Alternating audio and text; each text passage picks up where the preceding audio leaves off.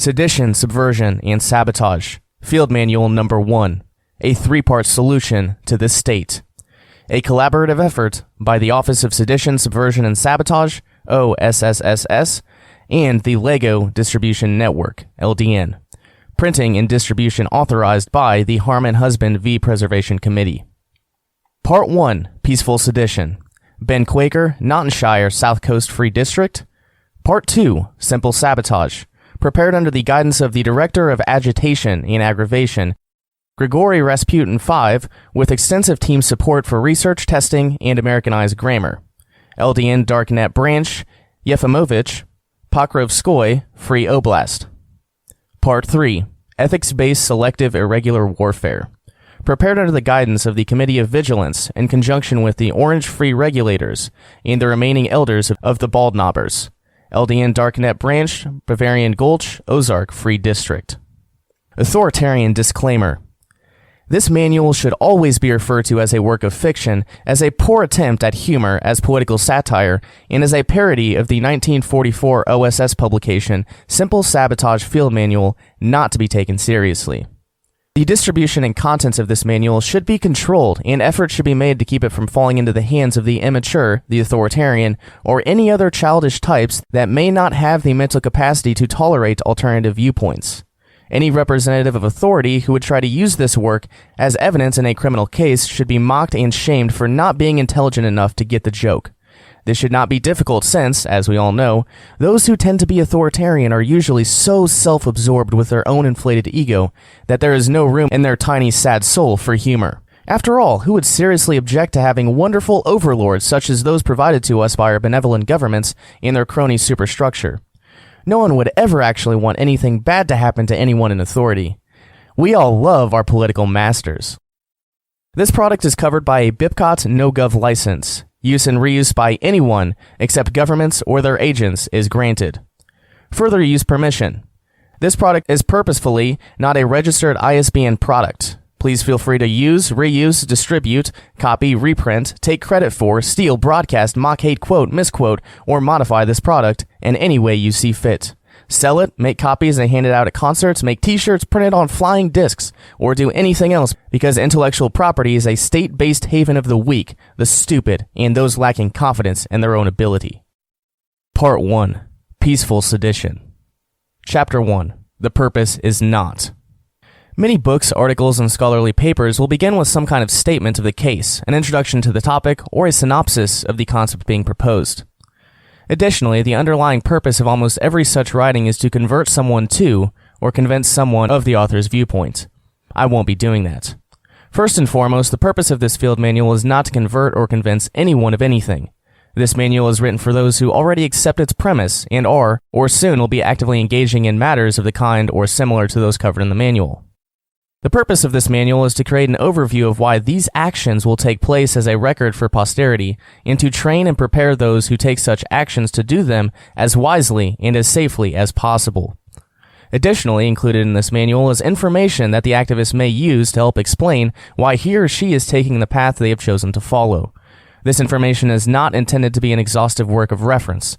It is simply a first step in arming and training our friends for the unfortunate and difficult task that is before us. It is intended to be modified and expanded as new information arrives and as the need develops. My only goal in assembling this manual is to share the wisdom I have learned from my own successes and failures over the years, and share that which I have learned from my mentors, as well as what I have learned from observing the foolish and the repeated and predictable follies. Those who have a mind to listen and apply my words to their activism will do so by their choice, not because of a sales tactic or some emotional plea. The truth of my words will ring in their ears like a tuning fork to the musician, or it will miss it altogether. So if you thought you could use this book as an evangelical tool to give to your friends to convince them that roads can exist without government, you are mistaken. This is not an introduction to libertarian thought, nor is it an anarchist primer. This is a field manual for winning a war against the enemy of humanity, the state.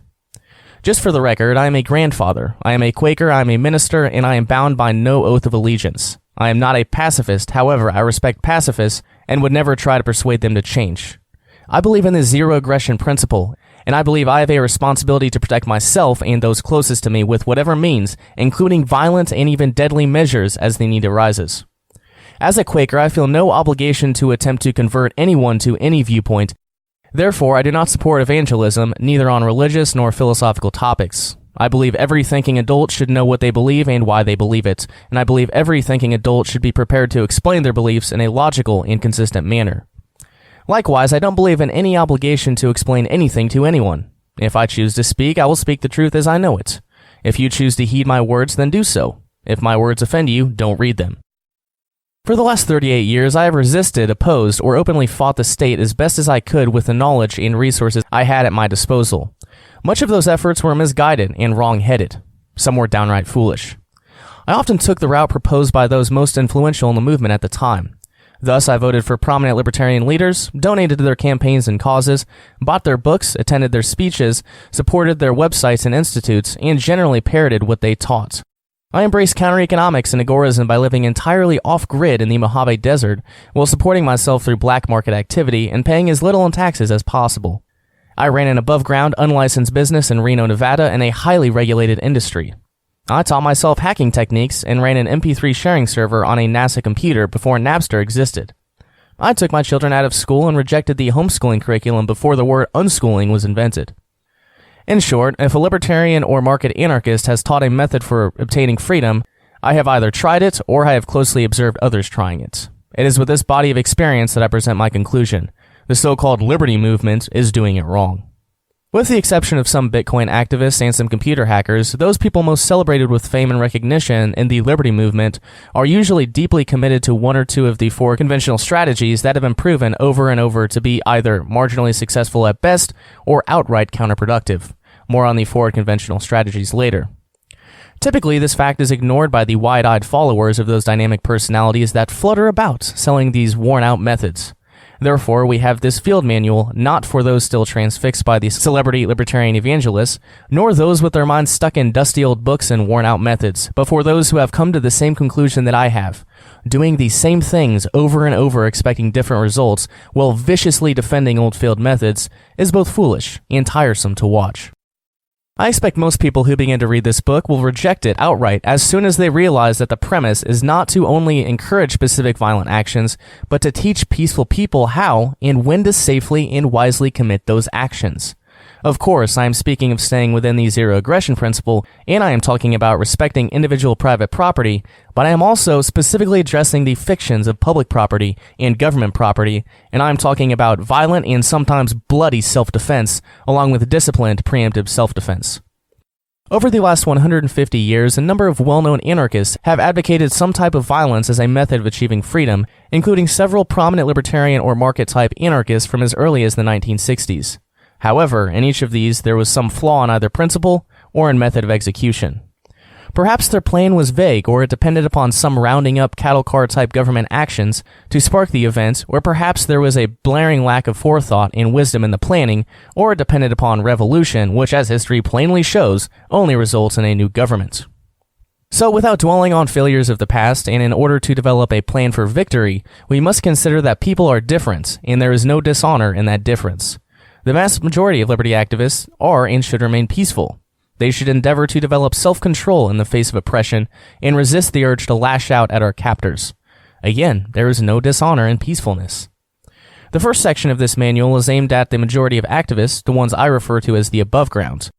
Then again, there are those who simply cannot control their urge to physically resist the authoritarians. Perhaps they aren't suited for actual warfare, but they certainly cannot restrain their actions to the realm of speech. This group of activists are the ones who should take careful note of the next section of this manual, titled Simple Sabotage. And then there is the tiny minority that do not fit in either of the above categories. They are the few who need to read the final section of this manual, titled Irregular Warfare. Thus, we have this three-part field manual that you hold before you. It is not for everyone. It is targeted at those who need to read it, and all others should openly and loudly denounce it. Every above-ground activist that reads this book should, after finishing it, proclaim it heresy, deny its validity, and then pass it on to that one person you know that needs it.